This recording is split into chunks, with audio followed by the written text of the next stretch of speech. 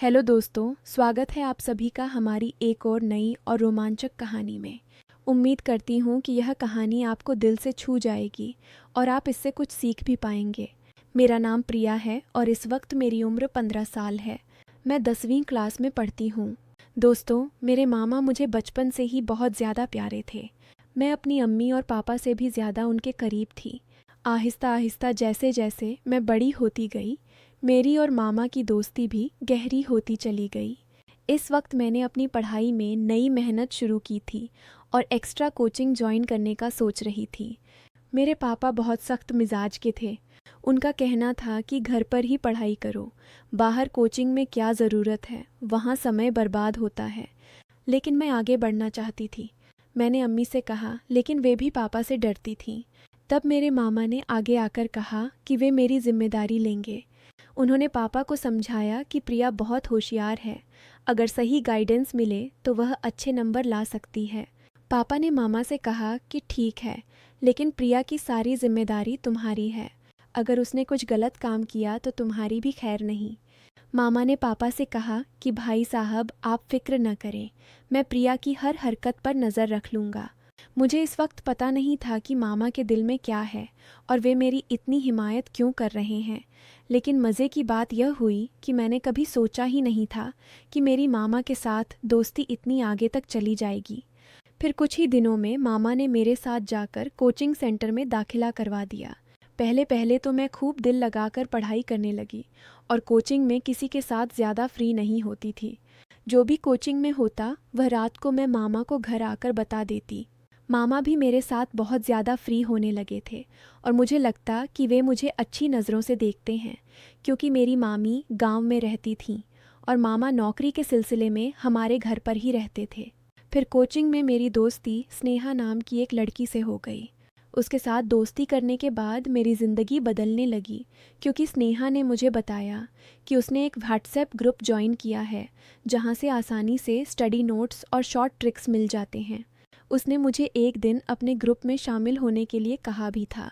स्नेहा ने मुझे बताया कि हमारी अब पढ़ाई का बोझ कम हो चुका है, इसलिए हम दोनों अपने समय में थोड़ा मज़ा भी कर सकते हैं। हम दोनों में कोई पर्दा नहीं है। इसके बाद मैं अपनी सहेली से वह सब कुछ जानने की कोशिश करती, जिसे जानने की शायद मेरी अभी उम्र भी नहीं थी, या फिर मेरी उम्र ऐसी थी कि मैं यह सब बातें जानकर आसानी से गलत रास्ते पर चली जाती। और फिर ऐसा ही होने लगा। मुझे भी उन बातों में दिलचस्पी होने लगी। मेरी किसी लड़के से तो दोस्ती नहीं थी, इसलिए मैं जब भी ऐसी बातें सोचती तो मेरे दिमाग में खुद ब खुद मामा का ख्याल आ जाता और फिर मैं अपने दिमाग को झटक देती और खुद को कहती कि प्रिया, यह सब क्या है? यह क्या बेहुदा बातें सोच रही हो? वे मेरे मामा हैं।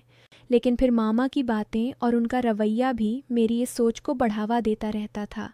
लेकिन मामा के दिल की बातें मैं अभी तक जान नहीं पाई थी। कभी कभी तो मुझे लगता था वह भी शायद मेरे बारे में यही सब सोचते होंगे, लेकिन कभी कभी उनका रवैया मुझसे बहुत ज़्यादा सख्त हो जाता था और वह मुझे याद दिला देते थे कि तुम्हारे पापा कितने सख्त हैं और अगर तुमने कोई गलती की तो तुम्हारे साथ साथ मेरा भी बुरा हाल कर देंगे। उनकी यह बातें सुनकर मैं खुद को कंट्रोल करती, लेकिन कहते हैं ना कि जवानी तो अंधी होती है। जवानी तो ऐसी ही है जैसे सर्दी में आग जल रही हो तो हाथ गर्म कर ही लिया जाता है। मैं जैसे ही कोचिंग जाती फिर वही सब बातें सुनने को मिलती। फिर मैं कोचिंग से घर वापस आकर अपने दोस्तों की बताई हुई बातों को सोचने लगती। उस दिन मेरे मामा जॉब से घर वापस आए तो आकर बैठ गए और कहने लगे, क्या सोच रही हो प्रिया, वह भी इतनी गहराई से। मैंने मामा की तरफ एक अदा से देखा और उनसे कहा, मामा, आपको पता है मेरी दोस्त ने मुझे आज क्या बताया है? हर बार की तरह आज भी मैं मामा से अपने दिल की बात शेयर करने लगी।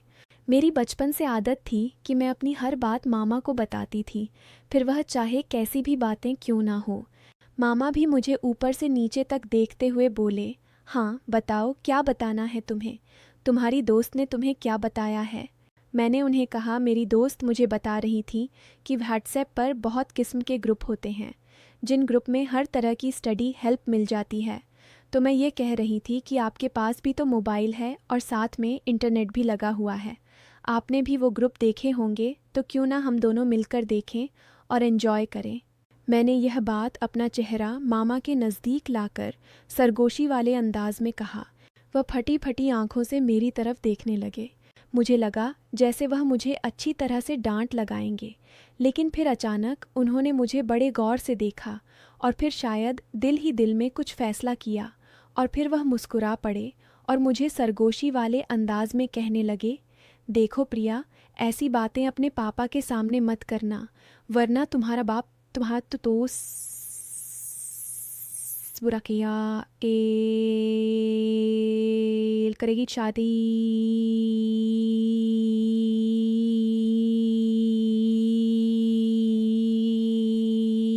ये साथ में मुझे भी घर से निकाल देगा क्योंकि मैंने तुम्हारी जिम्मेदारी ली हुई है और फिर मेरे लिए रहने का प्रॉब्लम हो जाएगा। बाकी रही ग्रुप देखने की बात, तो तुम रात के वक्त मेरे कमरे में आ जाना, मैं तुम्हें हर किस्म की स्टडी हेल्प दिखा दूंगा। मामा की आंखों में एक चमकीली शरारत थी जो इस वक्त मुझे समझ नहीं आ रही थी। इसके बाद मामा अपने कमरे में चले गए और मैं पढ़ाई करने लगी और आने वाले वक्त के बारे में सोचने लगी। अब मेरा दिल किताबों में नहीं लग रहा था और बस रात को क्या होगा यही सोचने लगी। लेकिन पढ़ाई करना भी ज़रूरी था क्योंकि पढ़ाई के मामले में मामा बहुत ज़्यादा सख्त थे और मुझे कहते थे सबसे पहले तुम्हारी पढ़ाई और बाकी मौज मस्ती बाद में है।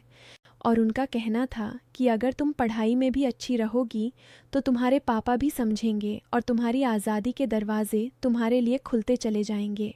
उनकी ये बात मुझे भी बिल्कुल ठीक लगती थी, इसलिए मैंने अपने दिल से सारी बातें निकाली और मन लगाकर अपना कोचिंग का काम करने लगी और जल्दी जल्दी सारा काम ख़त्म कर दिया। जैसे जैसे रात करीब आ रही थी मेरे दिल में भी हलचल हो रही थी। फिर जब मैं सारे कामों से फारिग हुई तो रात को आराम से मैं मामा के कमरे में चली गई। मैं जब कमरे में गई तो मामा कुछ किताबें देख रहे थे। मुझे देखते ही वह मुस्कुराने लगे और उन्होंने वह किताबें साइड में रख दी। सर्दियों का मौसम चल रहा था और दिन बदन सर्दी बढ़ती जा रही थी। आज रात तो सर्दी बहुत ज़्यादा थी, इसीलिए मैं जाते ही मामा के बिस्तर में घुसकर मामा के पास चिपक कर बैठ गई और उनसे कहा, अब मुझे जल्दी से वह ग्रुप दिखा दो, नहीं तो फिर पापा के आने का टाइम हो जाएगा। फिर मामा भी बिना टाइम वेस्ट किए मुझे कुछ स्टडी ट्रिक्स दिखाने लगे। ट्रिक्स देखते ही मेरे अंदर से मुझे कुछ बदलाव महसूस होने लगे, लेकिन इत्तेफाक से हमने अभी चंद ट्रिक्स ही देखी थी कि पापा हमारे कमरे में आ गए। पापा आते ही मुझसे कहने लगे, इतनी रात के वक्त मामा के कमरे में क्या कर रही हो, चलो अपने कमरे में चली जाओ। पापा बहुत ही सख्त मिजाज के थे और मैं उनसे काफ़ी डरती भी थी, तो जैसे ही पापा ने सख्त अंदाज में कहा, मैं सब कुछ भूल गई और जल्दी से अपने कमरे में आ गई। मैंने सोचा जैसे ही पापा मामा के कमरे से निकलकर अपने कमरे में जाएंगे तो फिर से मैं मामा के कमरे में चली जाऊंगी, लेकिन इस रात पापा को मामा से शायद कोई ज़रूरी काम था, इसलिए पापा काफ़ी टाइम तक उनके कमरे में बैठे रहे और इंतज़ार करते करते मुझे पता ही नहीं चला कि कब नींद आ गई और पता नहीं पापा मामा के कमरे से कब गए।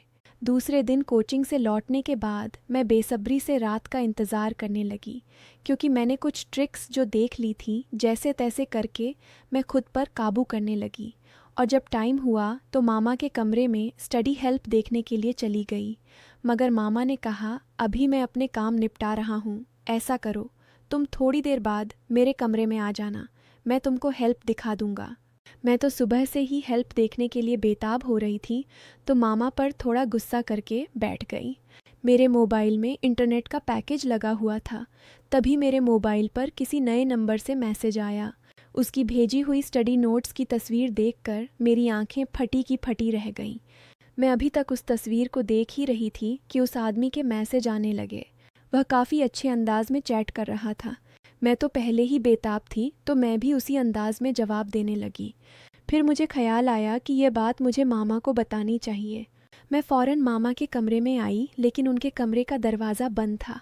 तब मैं अपने कमरे में वापस आ गई और उस अनजान व्यक्ति से वैसे ही बातें करने लगी। मैं मोबाइल पर उस वक्त मैसेज पर बात कर रही थी जब मैंने उससे कहा कि मैं तुमको और ज़्यादा नोट्स देखना चाहती हूँ, और उसको वीडियो कॉल पर बात करने को कहा, लेकिन उस व्यक्ति ने मना कर दिया। उस टाइम में अपने कमरे से बाहर निकली तो मेरी नज़र मामा पर पड़ी। वह इस वक्त अपने कमरे से निकलकर सीढ़ियाँ चढ़ते हुए छत पर जा रहे थे और उनके हाथ में मोबाइल था। मुझे हैरत हुई कि वे रात के इस वक्त छत पर क्यों जा रहे हैं। रात के 12 बज रहे थे। मुझे नींद भी नहीं आ रही थी, लेकिन मेरे दिमाग में यह शक आ गया था कि कहीं मामा ही तो मुझे नए नंबर से मैसेज तो नहीं कर रहे हैं। खैर, मैं यही बातें सोचते सोचते अपने मामा के ख्यालात में पता नहीं कब नींद की वादियों में खो गई और एक ख्वाब देखा जिसमें मामा मेरे साथ थे और बोल रहे थे किसी काम को करने के लिए। तभी मेरी आंख खुल गई। सुबह मैंने देखा मामा का मूड बहुत अच्छा था। वह मेरे साथ बहुत हंस हंस कर बातें कर रहे थे। इससे पहले मैं अपने कोचिंग पैदल जाया करती थी, लेकिन उस दिन मामा ने कहा आज मैं तुम्हें अपनी बाइक पर कोचिंग के लिए लेकर जाऊंगा, तो मैं भी उनके साथ चल पड़ी। जैसे ही कोचिंग ख़त्म हुई और गेट से बाहर निकली तो मामा मेरा पहले से ही इंतज़ार कर रहे थे। मैं आज बहुत ज़्यादा उदास थी क्योंकि मेरी दोस्त स्नेहा मुझसे नाराज़ थी, क्योंकि हम दोनों के दरमियान छोटी सी लड़ाई हो गई थी। मामा ने रास्ते में मेरी उदासी की वजह पूछी तो मैंने उन्हें बताया कि मेरी सहेली से लड़ाई हो गई है और मेरा मूड बहुत ज़्यादा ख़राब है। तो मामा ने कहा चलो तुम्हारा मूड ठीक करता हूँ, और मामा ने बाइक एक चाट की दुकान पर रोक दी। उन्हें पता था कि मुझे चाट बहुत पसंद है। फिर हम दोनों ने वहाँ बैठकर चाट खाई और कोल्ड ड्रिंक भी पी। मामा वहाँ भी मुझसे हंसी मजाक कर रहे थे। इसके बाद मैं मामा के साथ घर वापस आ गई। उस दिन अम्मी पापा घर पर मौजूद नहीं थे, शायद किसी रिश्तेदार के यहाँ गए हुए थे।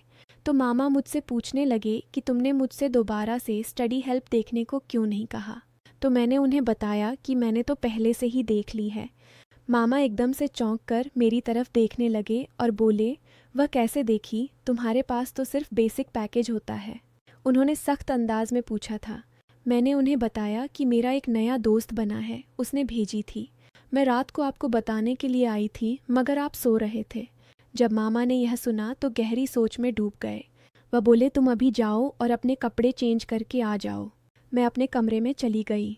जब मैं वापस आई तो देखा कि मामा मेरे मोबाइल पर कुछ तलाश कर रहे थे।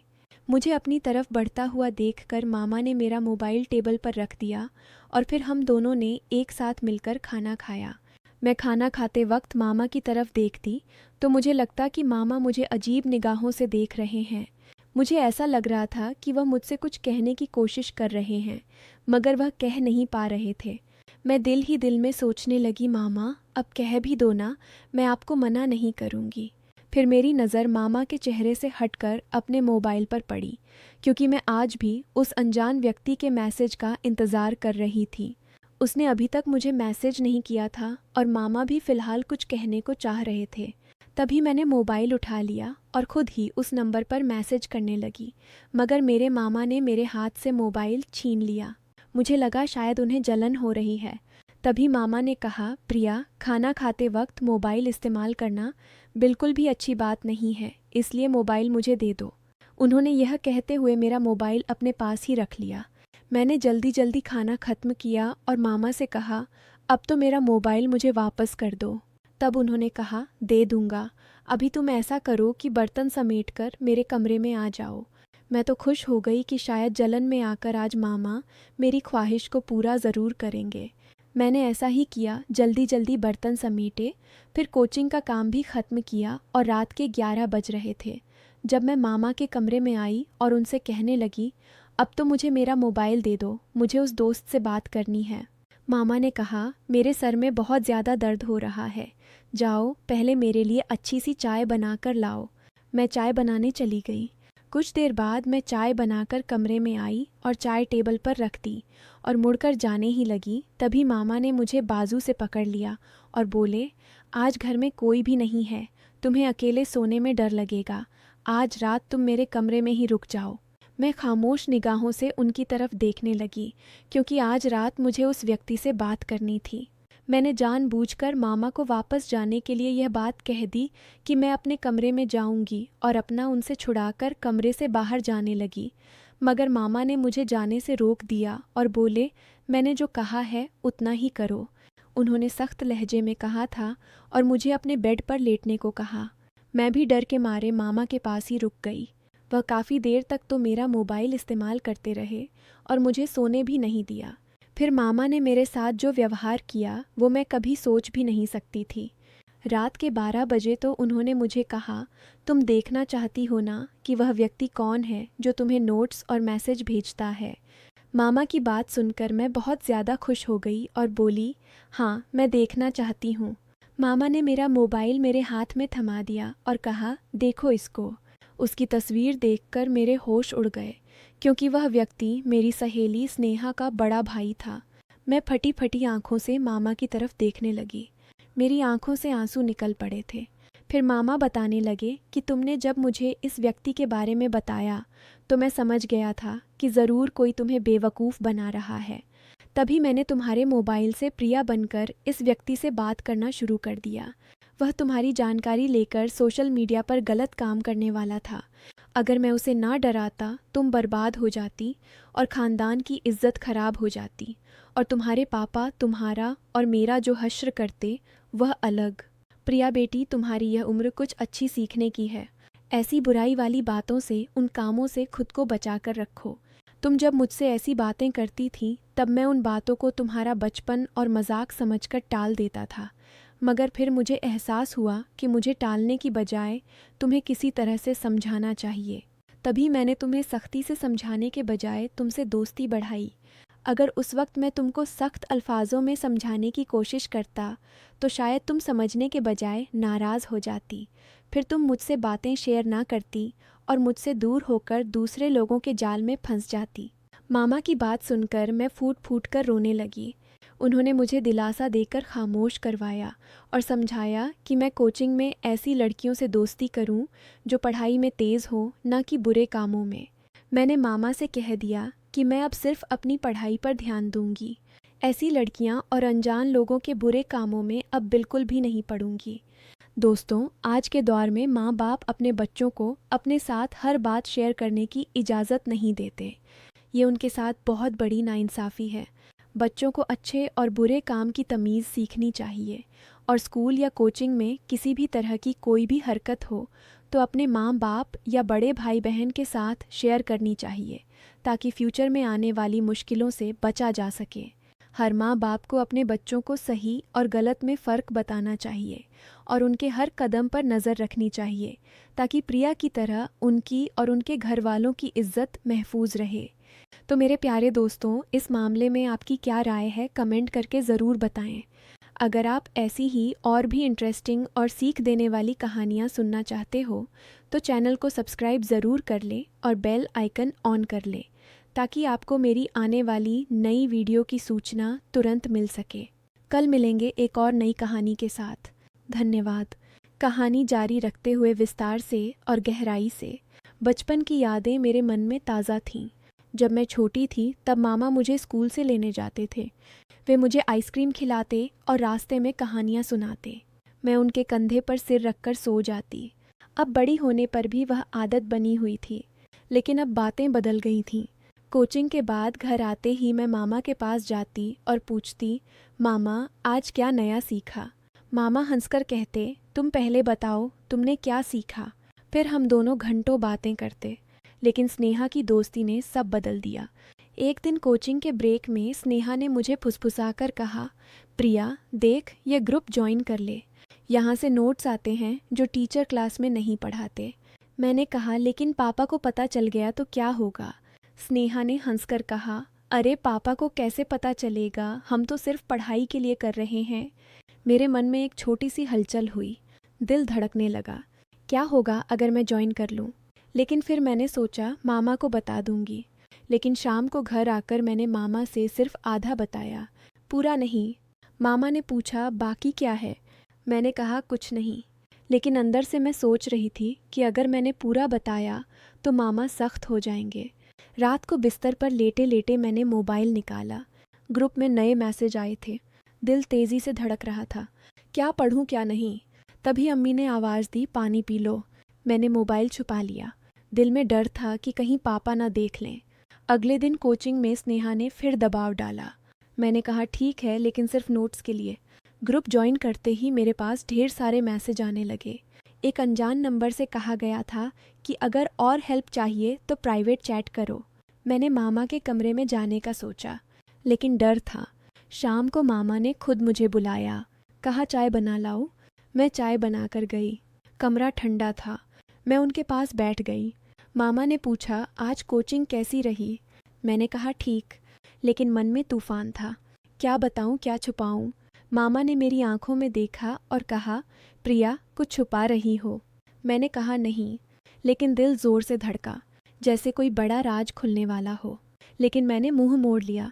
मामा ने कहा, ठीक है, लेकिन याद रखो मैं तुम्हारी तरफ हूँ। उस रात मैंने अनजान नंबर को रिप्लाई किया, लेकिन तुरंत डिलीट कर दिया। मन में अपराध बोध था। अगले दिन स्कूल में स्नेहा ने कहा, आज शाम को मेला चलते हैं, बिना बताए। मैंने कहा, पापा मारेंगे। स्नेहा ने कहा, अरे एक बार मज़ा कर लो। मेरे मन में फिर हलचल हुई, क्या जाऊं क्या नहीं। रात को मामा के कमरे में चाय ले गई। मामा ने कहा, बैठो। हम दोनों ने पुरानी यादें ताज़ा कीं, लेकिन मैंने मेला की बात छुपा ली। दिल में तनाव बढ़ता जा रहा था, जैसे कोई बड़ा फैसला लेने वाला हो। लेकिन मैंने खुद को रोका और कहा, मामा, पढ़ाई पर ध्यान दो। दिन बीतते गए। हर शाम कोचिंग के बाद मेरा मन ग्रुप चेक करने को करता, लेकिन हर बार मामा की याद आती। एक रात पापा अम्मी बाहर गए थे। मामा ने कहा, आज तुम मेरे कमरे में ही पढ़ो। मैं गई। मामा ने किताबें खोलीं, लेकिन मेरे मन में ग्रुप था। तभी मेरा मोबाइल बज उठा। अनजान नंबर। मामा ने देख लिया। पूछा, कौन है? मैंने कहा, कोचिंग का। लेकिन मामा ने मोबाइल ले लिया। उन्होंने स्क्रीन देखी और चुप रहे।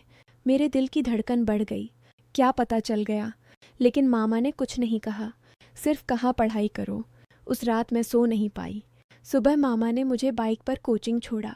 रास्ते में बोले, प्रिया, जीवन में शॉर्टकट कभी काम नहीं आते, मेहनत ही सच्ची राह है।